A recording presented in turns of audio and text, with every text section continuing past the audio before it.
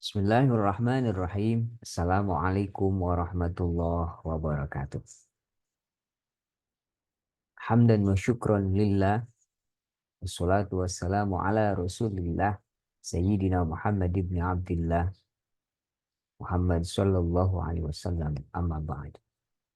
Teman-teman semua, eh, Alhamdulillah pada pertemuan kali ini kita bisa berjumpa di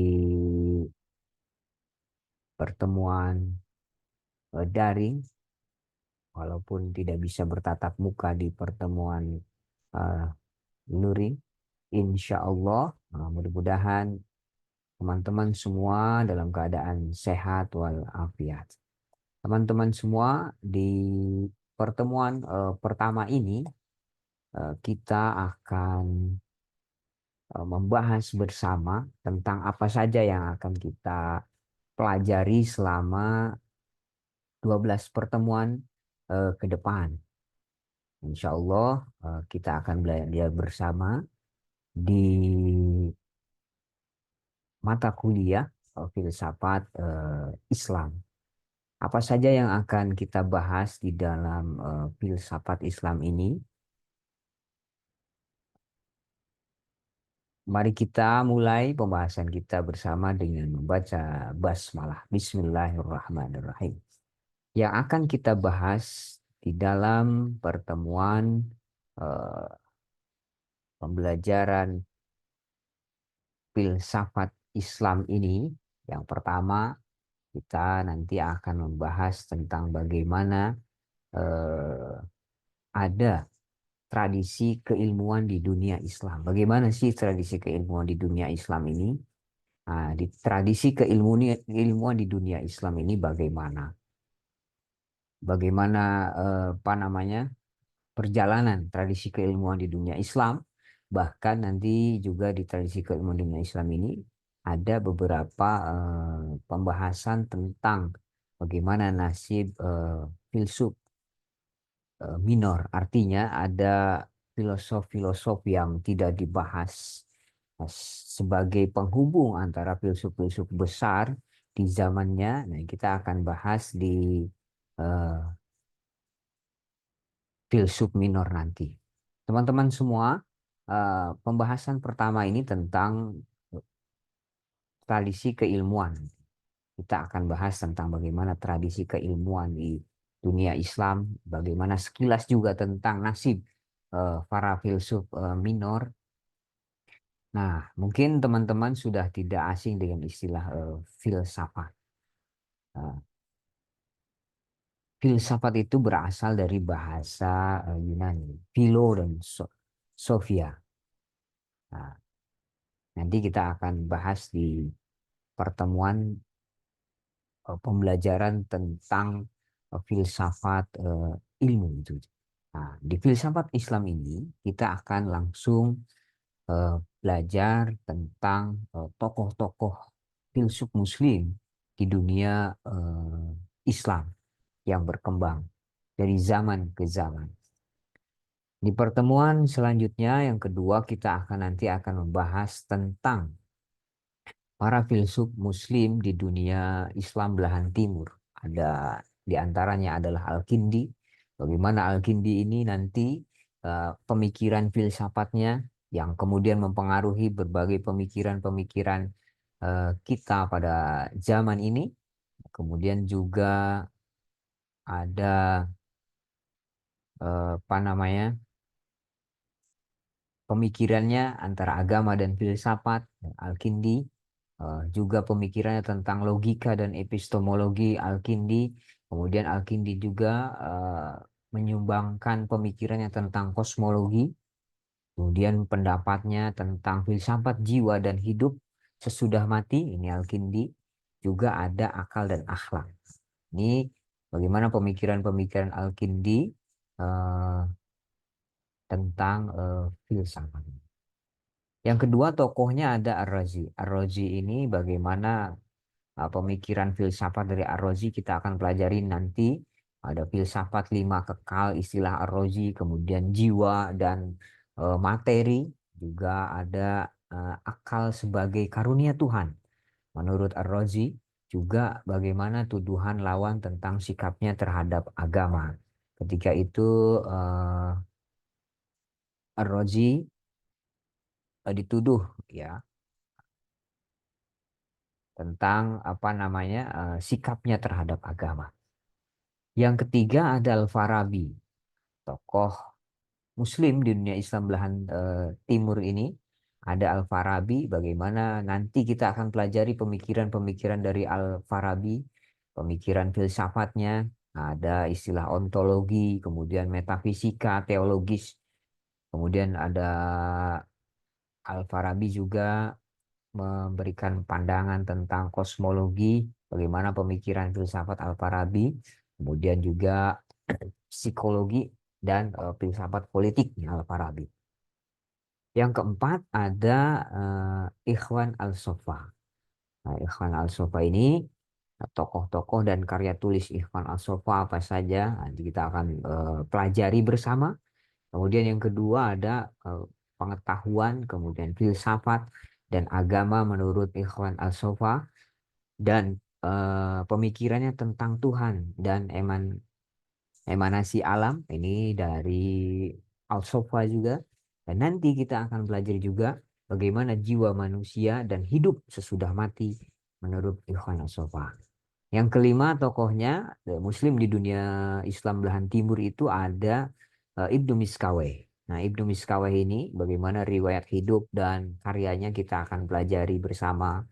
Bagaimana prinsip sejarah menurut Ibnu Miskaweh, kemudian ada evolusi menurut Ibnu Miskaweh, dan jiwa manusia dan akhlak. Nah, ini menurut Ibnu Miskaweh. Bagaimana pemikiran-pemikirannya.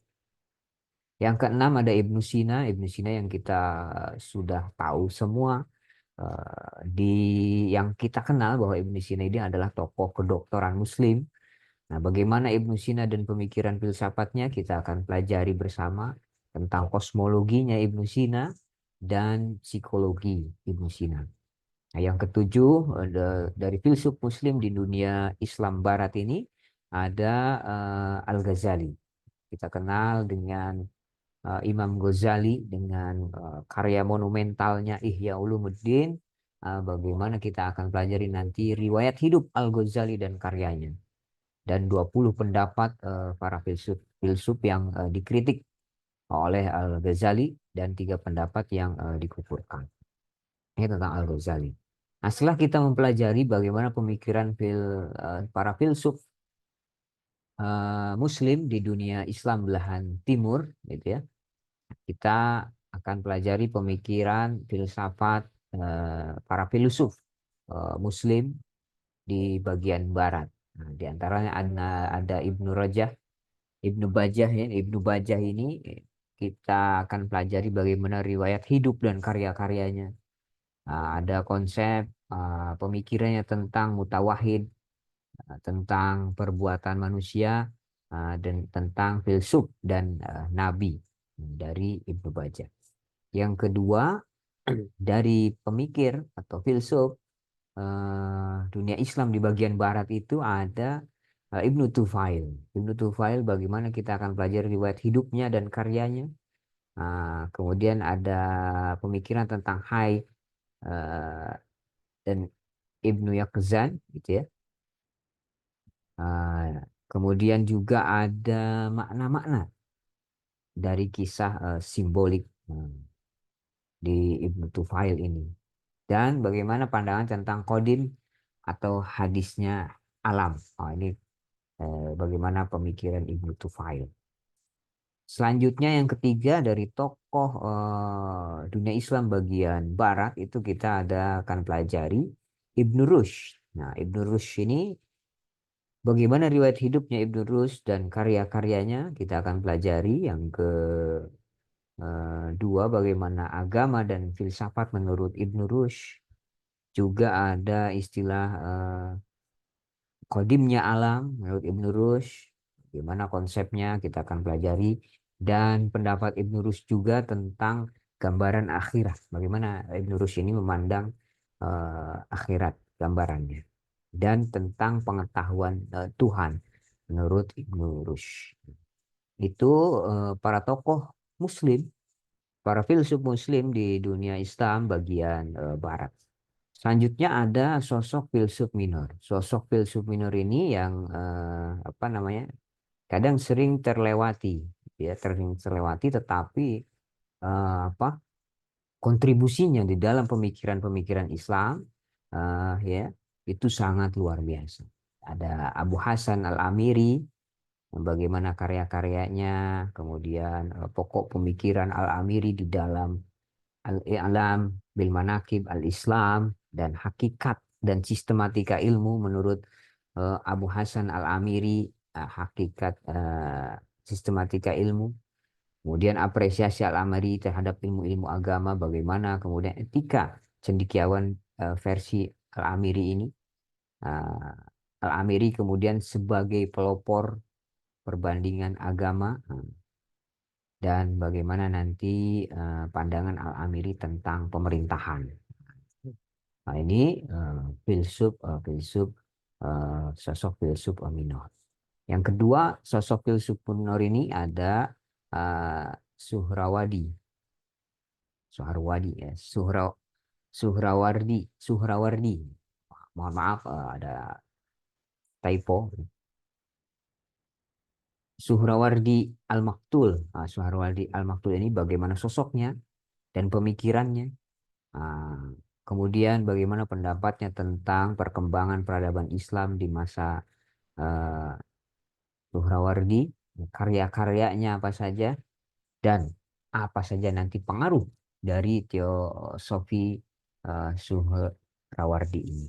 Itu pembahasan yang akan kita bahas di 12 pertemuan ke depan, insya Allah.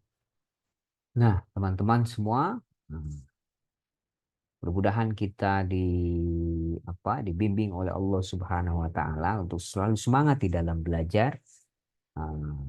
Apalagi kita akan pelajari bersama tentang bagaimana filsafat Islam.